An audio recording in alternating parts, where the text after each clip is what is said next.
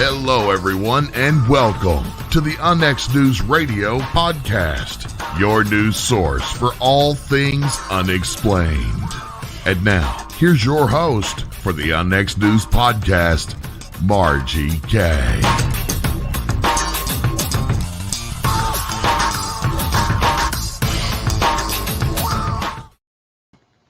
Good evening, everyone, and welcome to UNX News. I'm your host, Margie Kay, and we are here once again on a Friday evening. And a haunted evening it is, because we are sitting in my haunted office at the moment, and the ghosts have been very, very active. And I have a special guest on this evening. We're going to talk about his very haunted house in Independence.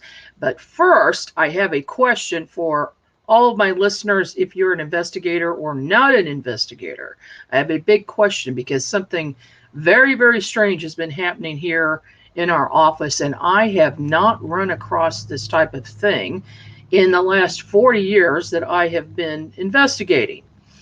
And here it is. 2 days ago, my husband and his assistant were here in the office early, getting ready to go to work, when they noticed this strange substance on the floor. And they could not find where it was coming from. They tried to clean it up, and even with paper towels would not clean it up. It would not soak into the paper towels.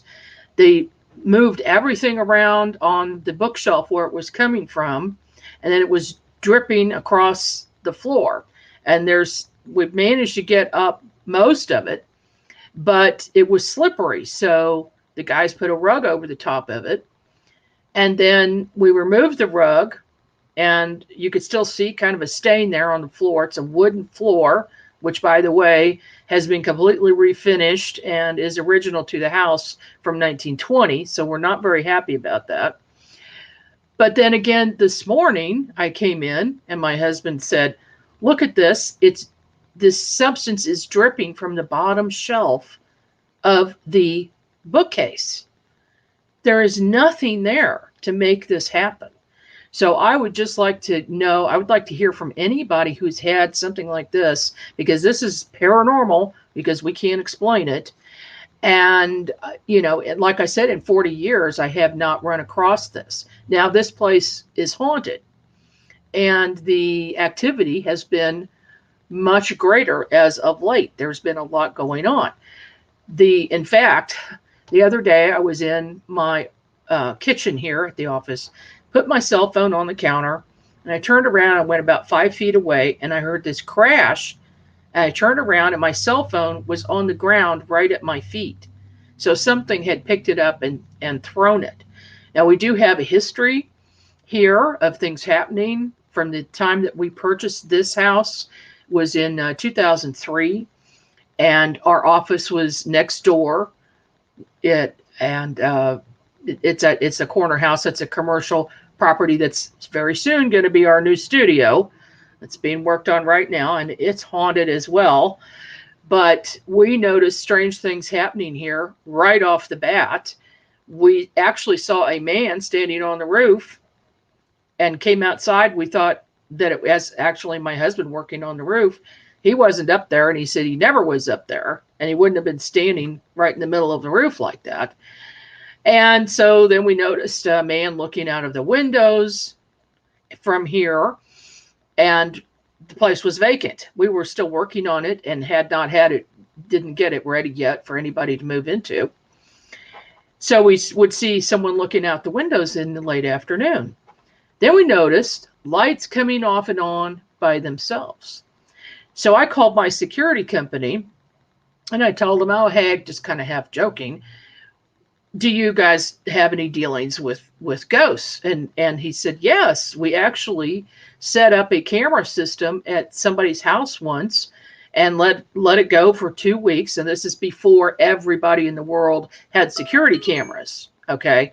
So they came in to this place. They set up a camera system with a computer, and they set it up for 2 weeks and went back and reviewed the footage. And I said, "Well, did you get anything off of that?" They said, "Yes, we sure did." They got a picture right on film of the wall switch going up and the light coming on. And this happened right at 5:30. We noticed that the lights would come on at about 5:30 and the activity would pick up right around that time. So in the evenings here, and some of us work late. My daughter, works very late. She works a night shift, and that's when things happen. That's when crazy things happen. Well, a few years ago, she was here in the evening, and she heard a crash. She was actually here with her daughter. They were both working in the second floor in their office, and they heard a huge crash, like big file cabinets fell down the steps of the basement, and just like all kinds of things were crashing down the basement. And they thought that somebody had actually broken in and was down in the basement. So they called the police. The police came, and they found absolutely nothing. There was nothing there except a little spray paint can. And they said, "Could this have been what you heard?" And she says, "No, not in a million years. It was terrible crashing." And then a few years later, we rented this out as a house, and my other daughter was living here. She started hearing banging on the walls. So she called her sister. Her sister came over, and the banging went all the way around the entire house, as if somebody they thought somebody was banging from the outside, playing a joke on. So once again, they called the police, and the police found nothing. There wasn't anybody around. As soon as the police leave, the banging starts up again. And my older daughter said, "This really sounds like it's inside the walls, not somebody banging from the outside, because it would really be difficult for someone to make that loud of a sound anyway." So at that point, they determined this was something paranormal. Now, yesterday, I got it from my desk and I went across the room. My computer jumped up from the desk and fell forward, way, way forward.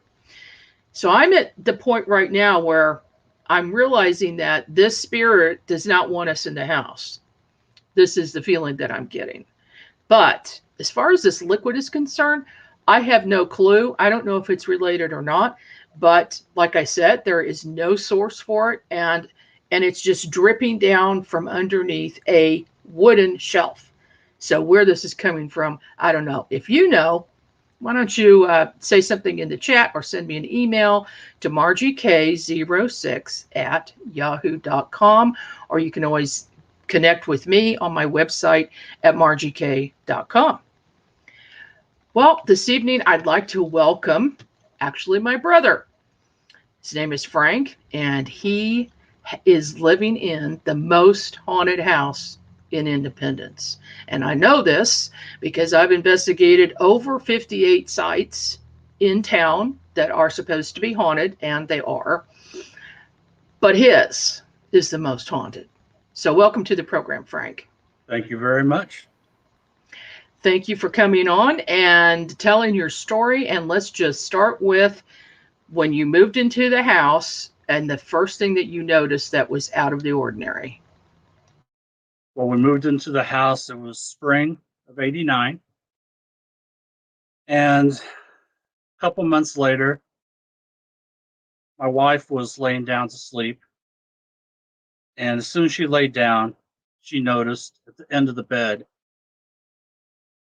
soldiers that later, when she told me what they looked like, I knew they were from the Civil War. But they were only about 3 feet tall. And they were in gray uniforms. And she said she didn't feel scared.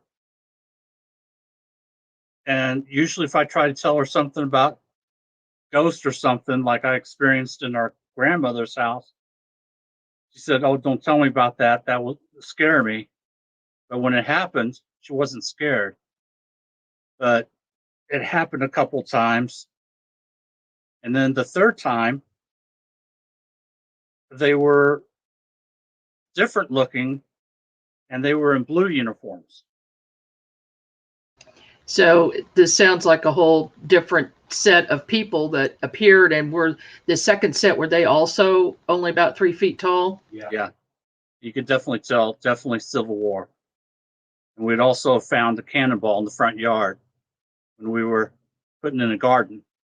So we knew it was definitely, Civil War related. Well, let's talk about the history of the property for a minute. When was that area developed?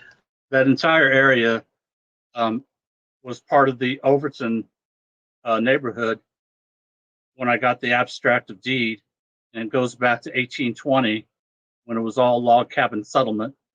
So it has a lot of history. And there was a general store across the street that had been there for many years, and it served the entire area that was later named the Fairmont district. That general store, served that area also. And wasn't there a famous person who used to hang out there? Yes, Frank James, after his brother passed, worked at Eagle Lumber. It was on the other side of 24 Highway, and there were some photos of him in a rocking chair when we first moved in that the gentleman that lived in the house showed us, and he would go back and forth from Eagle Lumber, and he would go over to the general store, and they would serve him lunch, and he would sit there in the rocking chair and have something to drink, and then go back to work. So the location of that house being right across the street from your house, he would have been actually looking right at your house. Mm-hmm. Then the foundation to your house is much older. How far back do you think that goes? Well, as far as I know,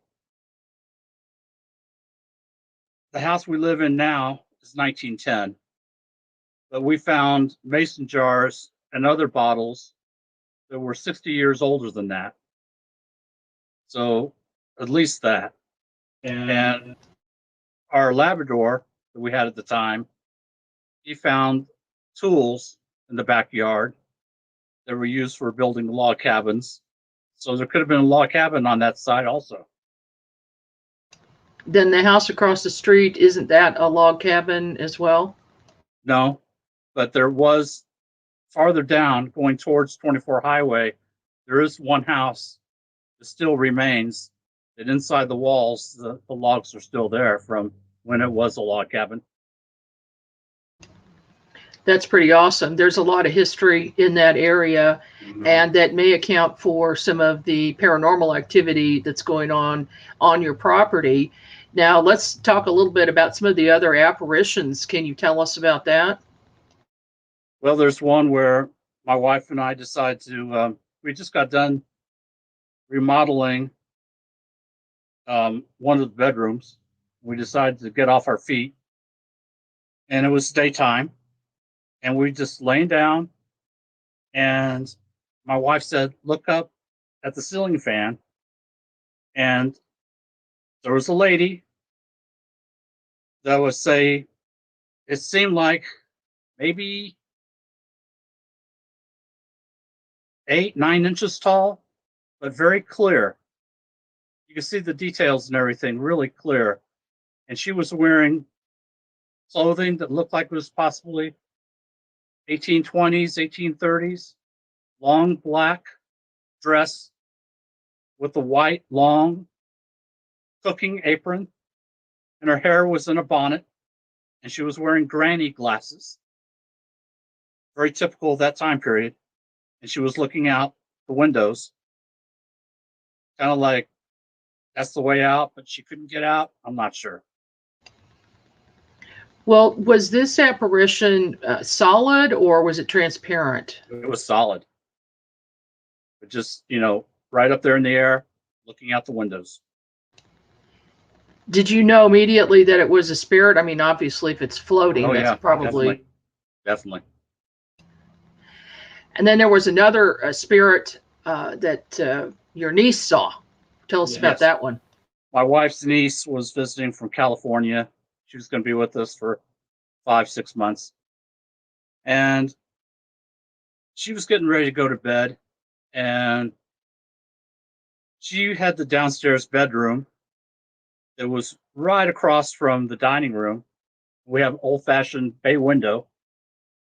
And she went into the bathroom, brushed her teeth, walked out, and something said, turn around. She turned to look at the bay window, and there's a woman standing there looking at her, and she's wearing Victorian clothing. And took about 10, 15 years off the life of my niece. She was petrified, let out this horrid scream. So we come running down, thinking, there was an axe murder or something loose. And she didn't stop screaming until we got down there, and there was nothing there by the time we showed up.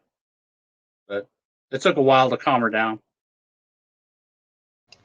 Well, you've had a lot of strange things going on in the house. Full-bodied apparitions that are solid are pretty unusual. Mm-hmm. But you've also seen some of your deceased pets. Tell us about that. Oh God, where do you start? There's probably start with our favorite cat. We had this cat for 23 years. It was a tabby that we adopted.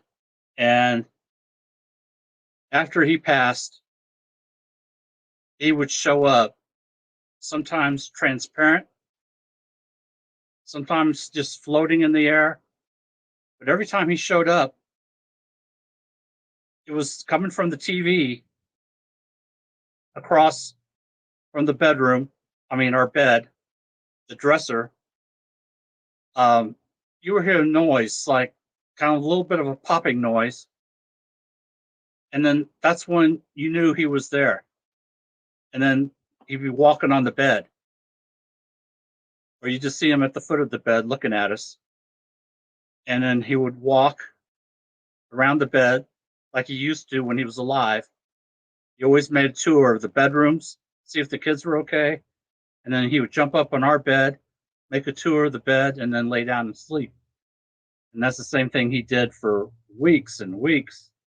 And then he would be gone for about a week or two and then show up again. And he did this for like 6-7 years. This is unbelievable. Have you seen him since?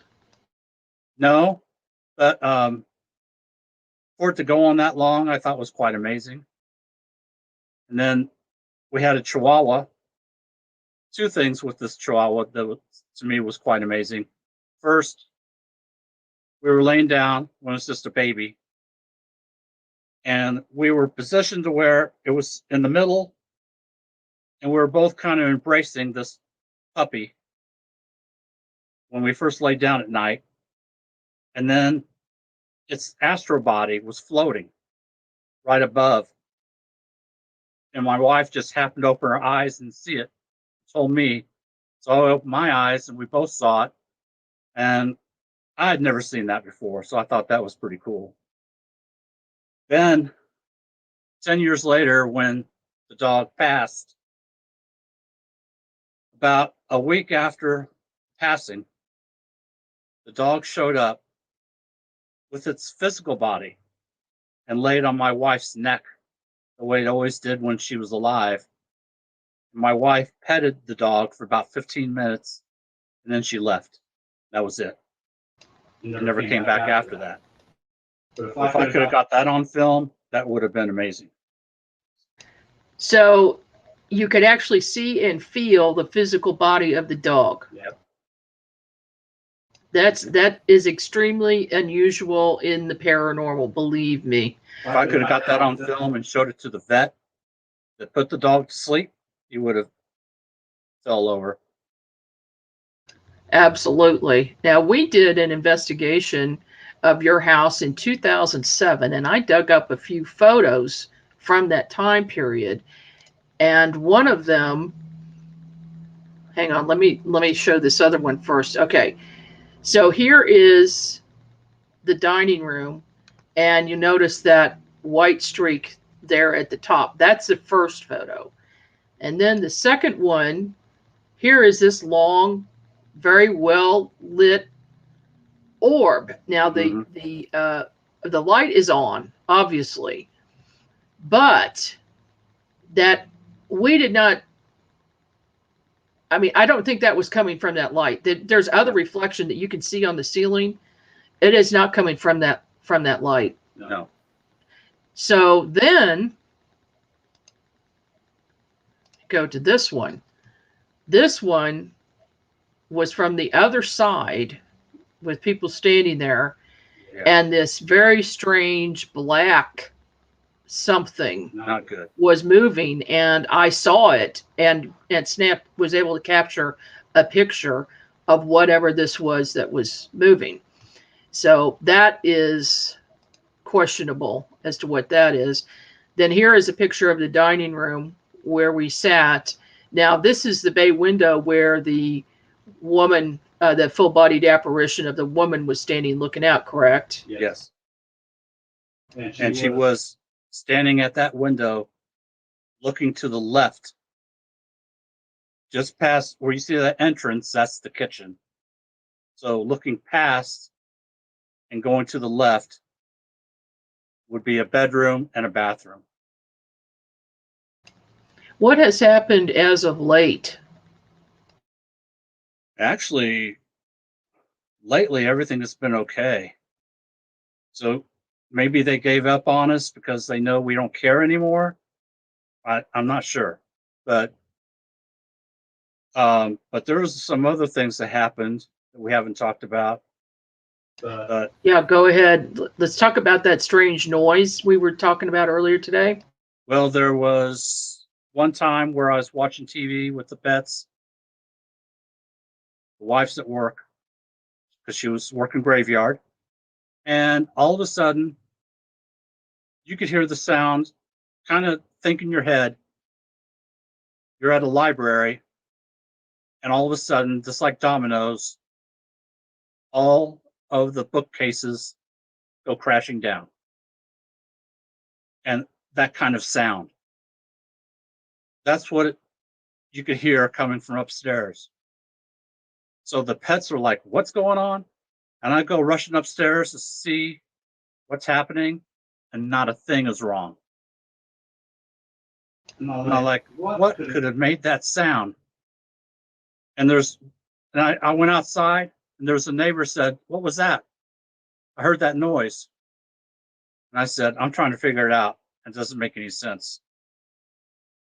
So for the neighbor to have heard it, that must have been awful loud. Yeah, because it was nice weather, summer, and he was outside watering some stuff in his front yard. And he said, I heard that terrible loud noise. What was it? I said, I'd like to know. Just unreal. And then there was about 10, 15 different times where I was actually sitting on the bed, getting ready to go to bed, and you could hear somebody walking up the steps when I was the only one in the house. Not a good feeling. Not good. Did it sound like heavy boot steps or what? Just regular footsteps, but just not nice. Did you get a negative feeling from that? Yeah. And I have the kind of house that's very secure. I mean, the kind of doors we have and the kind of deadbolts, you're not getting in. So for something like that to happen, it's like not good. It's one of the ETs or ghosts or whatever. It's not just a regular person. When we did our investigation in 2007, there were 4 of us, and we had EMF meters in your bedroom. They went off very high readings. Mm-hmm. And then down the hall to that far bedroom down the hall on the second floor, they spiked and were just going crazy. So when we went back downstairs and I looked towards the steps, I saw the apparition of a a tall man dressed in what I thought was a marshal's outfit, wearing a badge and guns. So that could very well have been possible, because at that time period, people used to rent out rooms. And there was also an area where you could tell in that room that there had been a wood stove at one time because of the pie plate in the chimney. Mm-hmm. So they would have been heating that room and living in that room. And I just had the feeling that that was probably the case. Somebody who may have worked at the 1859 jail in downtown Independence. Possible. So there's any number of things that have happened there. And during our investigation, we did hear steps, someone stepping like they were on the staircase, and that's why I went over to it. And I saw them, and you could hear the creaking of the step, actually. So they showed up while we were doing an investigation. There was definitely something there. Now, there's one other thing about ghosts that we didn't talk about, and that is your grandfather's suit. What happened there? My grandfather had this really nice white suit that he liked a lot, and that he wore back in the 30s and 40s. I had it hanging outside of the closet, hanging on the door to show my wife. And I hadn't put it away yet. And when we settled down to go to bed, she looked at it. My grandfather was there in the suit, looking at us. And it gave her quite a scare. So she said, "Would you please put that suit away?" So I got up. When I went over to the suit, he was already gone. And I put it away. But she didn't like the idea of him being there looking at us when we were going to bed. Well, I guess that's one way to ask, say, a loved one to return and to put some of the clothing out, and you'd see what happens. It could very well be a good tool for ghost hunters to use in the future. Now, you have also had some other bizarre things happen in that house and outside, but let's stick with inside for a minute. What about the tiny UFO that came in? Can you describe it and what you saw and what it did? What I saw was, I'm used to these, when cars go by, you get used to the kind of reflections that they make. But on this particular night, there's this light coming towards the window, and it was totally different. I'm like, that's really odd. And all of a sudden, it's inside the bedroom. And it starts off on the far wall to the left, so which would be north. And it was about,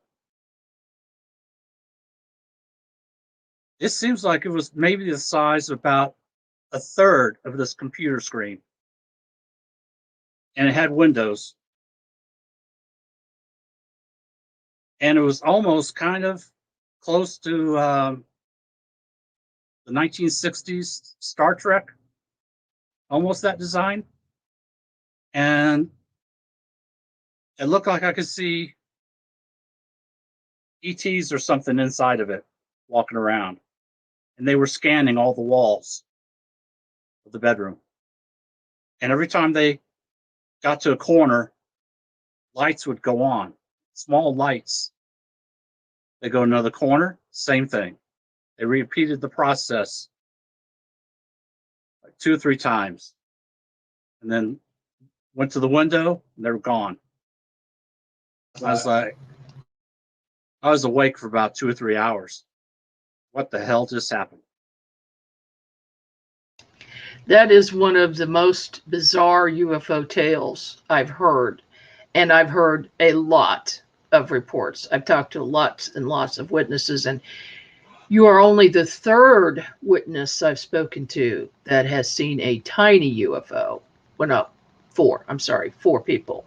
Well, that's That's not very many. That's extremely bizarre. But you actually saw tiny beings walking around in behind these windows. Could you make out any features? No, but they were very active. I could tell that. And I was like, how do you explain this to somebody? They're going to like think about how to lock you up when you tell them this, because it was just so out of the ordinary. Now, when it was in the corners and these lights are on, came on, was it, do you think maybe taking pictures? I don't know. It just seemed like they were scanning and just gathering information. What it seemed like to me. Did they float over your bed where you were? Did they look at you? I assume they did, but they just were approximately 5 or 6 inches away from the walls, but just continued to scan all the corners and then just left. But they didn't hover over me.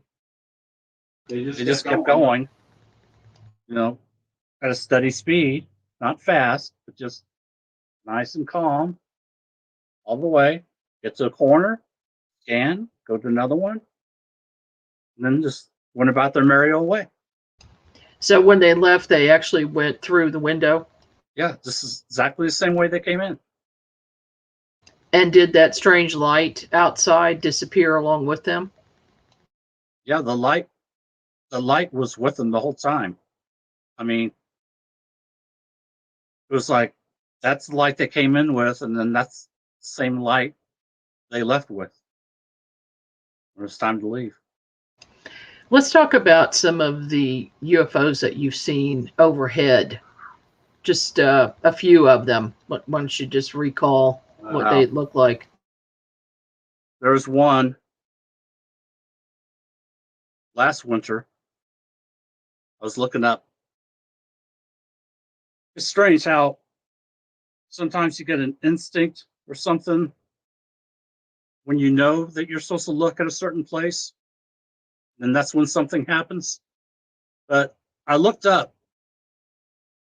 and there's this one which I assumed was a star, and as soon as I look, it moves over to another star, which is really odd because, one, it's not in the orbit or anything of planes, satellites, none of that. So that was just really fascinating, I thought. Then, approximately 5 years ago, about half hour, 45 minutes before it got dark, it was summer, coming from the southwest, going northeast, with no sound, solid white, beautiful bright white, solid. Looked like an orb. I mean, and definitely not a drone, but going across the sky. I was like, what could that be? But it was in our atmosphere, and it wasn't very high. I'd say between 500-600 feet in the air. That's pretty close. That's very close. And it was just going about its merry way, and you could not, just seemed like you could not get a sound out of that thing if you wanted to. So absolutely no sound. It was just solid, bright white. Let's go to the more bizarre thing that you saw. Well, two things you saw going ahead, flying overhead. As I was working on my book, Winged Aliens, one of the things that people have reported to me is something that looks like a pterodactyl. Describe what you saw. I got out of my truck. This was summer. this is about 10 years ago. I was in my driveway and something said, "Look up," once again. And here are two incredibly large birds that looked exactly like what you see in the books, pterodactyls, and just gliding. And I mean, they were up there pretty high. Was that during the day or at night? It was day. It was probably maybe 3 in the afternoon, something like that. It was summertime. It wasn't very hot, but it was summer, but they were pretty high up there. And I stayed out there and watched them for quite a while. How long do you think you watched them? Probably 30 minutes. Then they left. Did you ever see them flap their wings? I just saw them gliding around. And I mean, I did see some movement, but not a lot. They were just in the right spot where they didn't have to move a lot. Yeah, this is something. Yours is one of the first reports that I heard of, and it's one reason I got interested in winged creatures or winged cryptids. But since then, I've received a lot of reports of all different types of things, including not only the pterodactyls, but Mothman and gigantic birds with 10-foot, 15-foot wingspans, even up to thunderbirds with 25 to 30-foot wingspan, and fairies. So let's go to that now. Now, this didn't happen in your house where you are now, but it happened when you were younger. So we might as well throw that into the mix. Frank, go ahead. Tell us about what you saw. Back in the 1960s, the first house that we lived in for me. So this would have been 1963, 64.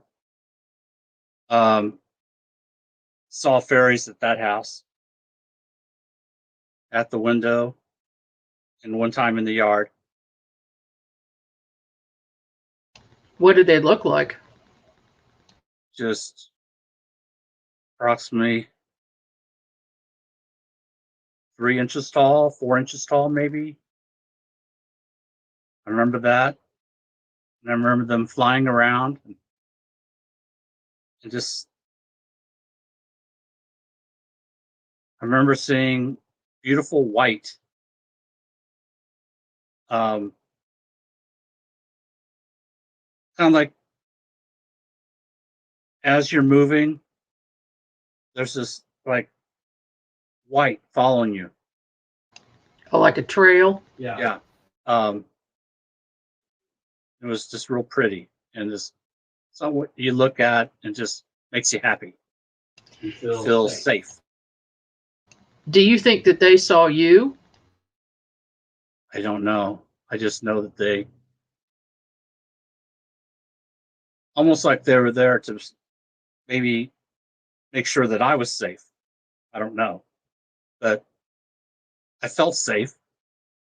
And it seemed like it was their job to make sure that I was safe. That's my opinion. Well, that's different. That is. And my listeners have heard me talk about fairies. I did a whole show on it. And if you haven't seen it, you might want to check that out on YouTube, because I give the story of how I saw fairies, and my children did too. Frank, let's go on now to an investigation that you went with me on. It was at Rotary Park in Independence.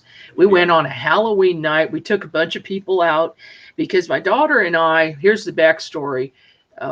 Rotary Park is in an older part of Independence, and it has a walking path, and my daughter and I used to go there every night and walk around the path for exercise. And there weren't very many people going to the park at that time. It'd be very unusual for somebody else to show up. So we were usually there by ourselves. And I was just walking around, wasn't looking for anything paranormal at all, when all of a sudden I saw a woman in old-fashioned clothing walk out of a tree. Just walk out of it. And I looked, and this was, I don't know, maybe 50 feet from me at the time. She looked over at me, and she was kind of surprised that I saw her. And I just telepathically said, "Who are you?" And she said her name was Annie, and that she had been a teacher at the school at the top of the hill, which was right next to the park. And so she went back in the tree, and I was just dumbfounded by this. Later, we noticed all kinds of other strange things happening there. But I talked to a friend of mine who is a historian, and I told him what happened. He says, "Oh my gosh," he says, "do you have any idea what this place is?" I said, "No, not at all." He said, "Well, that schoolhouse was where Anne Ralston used to teach." Anne Ralston was his wife of Frank James. And they were going to get married, but the town council said she could not teach anymore because married women didn't teach. So they wouldn't allow her. Well, she really wanted to. Then the school mysteriously burned down. And of course, it was a log cabin at that time. Frank James came to the council. He says, "You know what? I will build you a new schoolhouse out of brick that won't burn down. But you have to agree to let my wife teach." And so they agreed. Now, it's very mysterious why that schoolhouse burned down in that fashion, but they did get a new schoolhouse, and he called her Annie. And strangely, oddly enough, let me just show these pictures here. This is what we call the Annie tree, where we've seen her walk out of, and gotten high readings on that tree with an EMF meter. And also, this is very strange, with a digital thermometer, a laser thermometer aimed at the tree, the temperature will rise. And then when you take it away, it drops back down. Then if you ask Annie to come out of the tree and aim it towards her to the left side, the temperature will rise again. And so we've been there multiple times doing investigations. And here is one time with me standing in the background looking over towards the creek, and you can see these orbs here in the photo that was taken by another investigator. And then here is another one with one of the orbs has moved forward on this sidewalk right here. Then right across the street is Hill Park. Well, Hill Park has a little cemetery at the top of it. And here is it's very old. There's some Civil War soldiers buried here. There's not very many, mostly the Hill family, but also Frank James and his wife, Anne Ralston. So this is right across the street from the Rotary Park. What do you remember, Frank, about our investigation at the park when you went with the group? What I remember when we went with the group, which was approximately 25, 30 people, one person said, "Oh, look over here." And there was a tree which had a face of a man, which you could clearly see a beard, and he was smiling. And I had this incredible, really good feeling when I saw it. Just felt so at peace and happy. It just looked so amazing to see that. Yeah, not only that, I recall that the face was moving. So it was turning back and forth and up and down, and everybody saw it. I mean, and people were taking pictures and just kind of freaking out about this face. Did you get to see any of those pictures? Or I didn't bring them. I didn't get them for today, but I will dig them out. I would love to see that. Yeah. I thought that was incredible. Yeah, there was another tree where some people could see a face in it as well.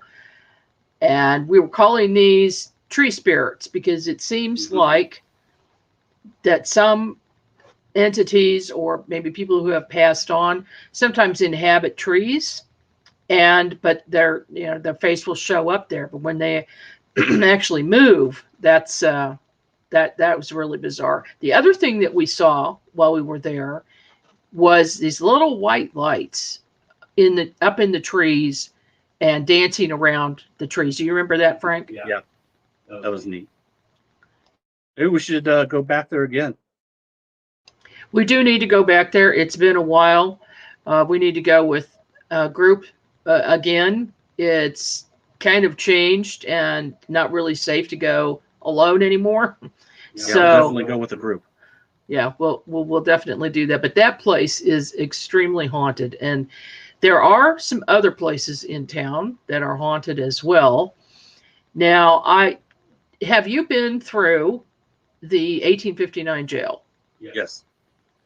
Did you experience anything strange when you had that tour? Yes. Okay, tell us about that. Well, at the time, I still had hair. And besides the hair on my head, all the hair on my arms, my neck, everything kind of raised up. And I got real cold and felt very uncomfortable. So I decided to depart the premises. So basically, you got a real creepy feeling in there. I did not feel well at all, so I left. I've been in the jail several times, and every time something has happened. The first time I went, I was on a tour. I took up the rear of the tour, and somebody's hand was put on my back and pushed me forward.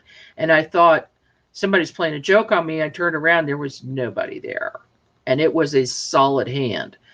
The next thing I saw was, it was as if nobody else was in the jail. It was completely empty of people. I didn't see the people anymore. But what I did see was two men, each in a cell opposite each other. And I saw one man come out of a cell and then grab a gun and shoot the other guy and kill him. And so I asked the guard, or the person who was doing the tour, if anything like that had ever happened. And he goes, yes, it did happen. There was, they were fighting. These two guys were fighting, but they were both in jail. And it was time for one of them to get out. They let him out, and then they handed him his gun belt while he was still in the jail premises. And he grabbed the gun and shot this other guy that he didn't like. So that had really happened, but that imprint of that incident was still there so strong that this is what we call a time imprint, that I saw it plain as day. And I think other people have too. I've spoken to a lot of people who have taken that tour, and I always ask them, did anything strange happen to you? And every one of them has said yes. So that jail is very, very haunted. Oh, yeah. Absolutely. And Independence is full of haunted sites. But I want to talk about this one for just a minute. Oh, yeah. This is the Vale Mansion. It was built by Harvey Vale. And he was married, had a wife. He was out of town. He actually was running the Pony Express, and he was in Washington, D.C., out of town, and his wife died unexpectedly. He came back home, and he was so distraught over this, and I believe that this is part of the reason why the place is haunted. But he was so distraught that he actually buried her in the front yard in a glass coffin, with the top of the coffin exposed above the ground so that he could see her every day before he left. And that so unnerved, this went on for a while, that so unnerved the neighbors that he was then forced to remove it and place it somewhere else. Supposedly, probably still on the grounds is what we guess, but it's in an unmarked area so that nobody knows where it is. But the neighbors in the area, and I've talked to several people who live there, often see a woman, a ghostly apparition, walking up and down the driveway and the sidewalks that are the closest to the Vale Mansion. So they stay on the opposite sidewalks so they're not walking where she's going to be. Now, I've taken a couple of tours of the place. The first tour I took, I did not have any expectations about it being haunted. I didn't know the history of it. And we took a tour. Everything was great. We went upstairs to the 3rd floor, and all of a sudden, I see 2 spirits crouching in corners, and then another one standing up, and he was smoking a cigar, and you could actually smell the cigar. And my husband smelled the cigar too. Shortly after that, they closed that 3rd floor, and they said it was for maintenance reasons or safety reasons or something like that. But I spoke with someone who used to work there, a docent, and they said that the reason they closed it is because of all the paranormal activity. They couldn't let people go up there anymore. Well, I think that was where the men hung out and smoked after dinner away from the women. That's what I think is going on there. Now, did you go through the Vale? Yes. Okay, and what did you experience? I didn't have any bad experiences, actually. I was there with Eileen, and we enjoyed it quite a bit. We had a good experience. We went there at Christmas one time. There are other places in this town that are haunted, some other cemeteries. And, well, have you been to any other place where you have experienced hauntings? Or, in fact, even in our office, have you had any experiences? Well, actually, here at your office, there's the experience of you had a door or something that was in a box, and it fell over to the ground, and it flipped over, and you got it on film. I would say that's quite amazing.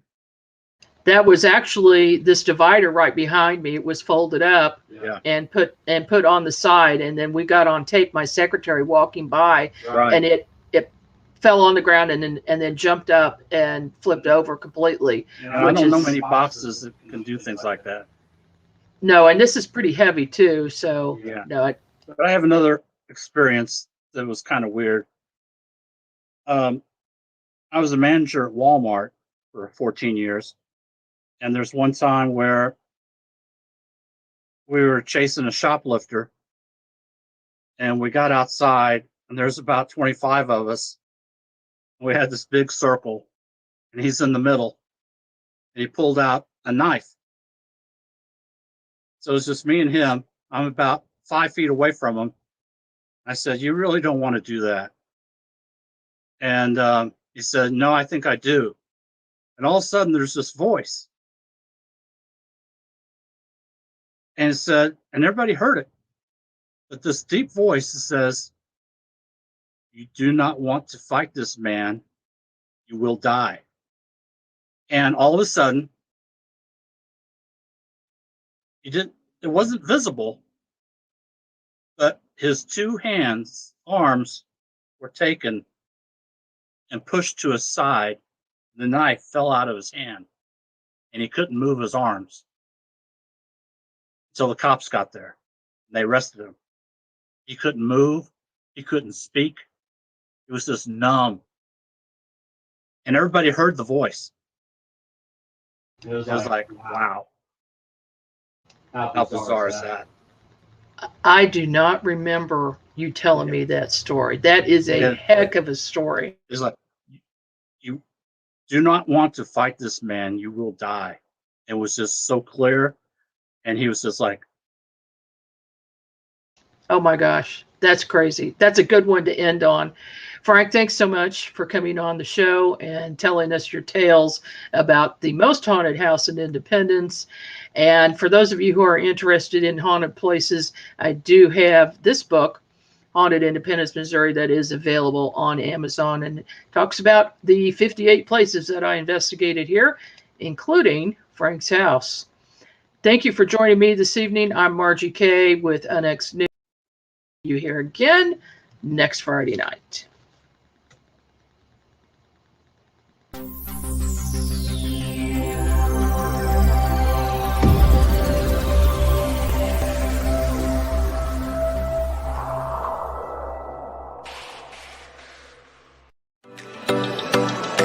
You've been listening to the UNX News Podcast with Margie Kay. Any rebroadcast or duplication of this program or its content without express written permission from UNX Media or Margie Kay herself is strictly prohibited. The UNX News Podcast, in direct cooperation with the internet website unxmedia.com.